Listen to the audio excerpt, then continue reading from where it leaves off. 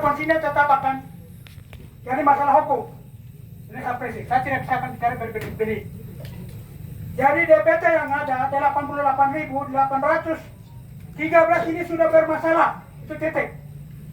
Saya tidak mengakui itu tidak bermasalah. Karena prosedurnya sudah tidak benar, tidak sesuai dengan undang-undang. Hari ini saya memperhatikan bahwa KPU mempersalahkan bahwa debit hebat yang diterima adalah 88.694 ya. Kemudian akan persalahkan adalah ke pemerintah. Sementara undang-undang yang berbicara adalah daftar pemilu terakhir itu sebagai sumber pemucahan data pemilih dengan mempertimbangkan dengan DP4 yang dikasih. DP4 yang dikasih adalah 88.694, maka data yang diturunkan adalah DPT pemilu terakhir. Itu sudah jelas. Bukan DP4. Setelah disandingkan baru itu diturunkan. Jadi setelah disandingkan kemudian kalau ketahuan terjadi pengalihan seperti ini berarti lakukanlah rapat koordinasi. Oh, akhir baru dilakukan rapat koordinasi, ini lucu. Akhir baru dilakukan sandingan data, ini kan lucu. Ini prosedur pemilu sudah salah.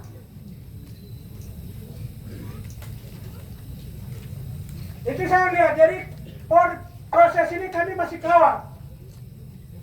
Proses pelaksanaan pemilu kada di Kabupaten Yalimo maupun 8 kabupaten di Provinsi Papua. Kami penyelenggara sedang pantau.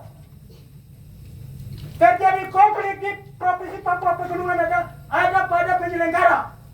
Ini jujur. Kasus pertama saya sampaikan adalah kebakaran kantor Provinsi Papua adalah penyelenggara, bukan peserta pemilu dan masyarakat pendukung. Ini fakta. Kasih waktu Ini fakta sekali yang kami bicara. Untuk itu DPT yang ada ini sudah bermasalah. Sudah terjadi pelanggaran dari sisi administrasi, pidana, kode etik, itu sudah jelas. Sementara di sisi yang lain, DPT yang ditetapkan tanggal 21 September di Kabupaten Yalimo adalah 96.208. Itu kan dihadiri dengan peserta pemilu. Ini akan jadi masalah. Pasti pemangku kepentingan akan persoalkan hal ini. Ini akan jadi.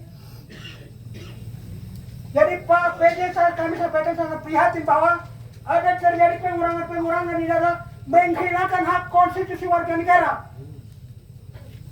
Sementara dipaksakan untuk dilaksanakan, pasti logistiknya tidak akan aman. Di kampung-kampung mereka tidak akan terima dengan baik. Situasi akan terjadi seperti itu. DPT pemilu terakhir tidak diumumkan lalu cetak logistik. Ini aturan dari mana? Mana Pak Sekretaris?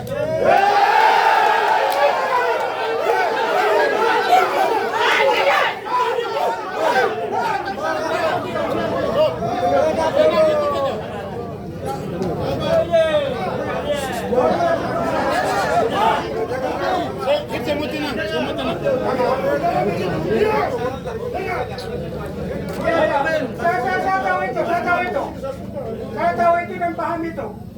Maka titik poinnya Pak, di sinilah akan terjadi unsur pidana karena ada penyalahgunaan keuangan negara, itu bisa terjadi. Saya akan kawal.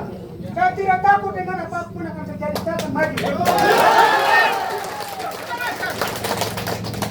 Saya akan kawal sampai habis-habisan. Apakah proses ini atau benar, kita akan cari keadilan. Dan kami tidak akan biarkan seperti itu. Jadi situasi HP hari ini kami sangat prihatin dan kami sedang ada kawal. Saya menghormati tindakan-tindakan pemarangan yang dilakukan, itu adalah tindakan pemuda, wajar. Tapi sebagai orang sekolah kita akan menyebut dengan cara yang lain. Saya harap begitu. Dan saya juga sangat prihatin kepada aparat yang ada. Sebagai penegak hukum lemah, ini jujur saya sampaikan. Ada unsur pidana tapi tidak pernah diteruskan. Dari pemilu kada sampai kemarin sampai hari ini pemilu. Saya tahu persis, semua lemah. pengawasan dari Bawaslu juga lemah. Mana temuan langsung ada dari Bawaslu, tidak pernah. Mana pengaduan dari masyarakat, jadi semua pelanggaran lemah.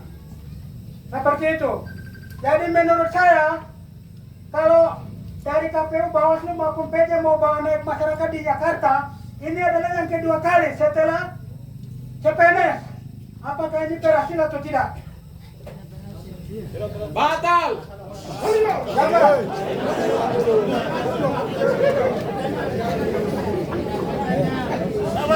Diam.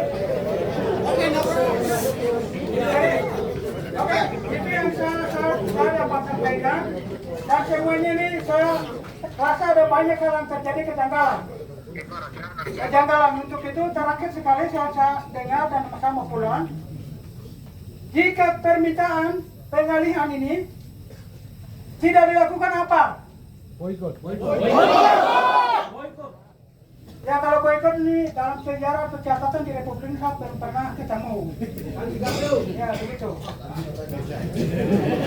Cuma saya sarankan ini logistiknya tidak akan aman.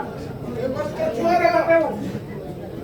Saya sampaikan hal seperti itu. Mungkin saya akan bicara itu dan kita akan kawal sama-sama. Itu yang saya dapat sampaikan. Jadi di sini tidak ada satu hasil yang memuaskan. Apa yang dijelaskan oleh provinsi saya tidak puas. Dari definisi, saya tidak puas. Dari KPU Kabupaten tidak puas. Saya sampaikan adik-adik ini kerja kepentingan siapa? Yang 5 itu untuk siapa? Ini harus jelas.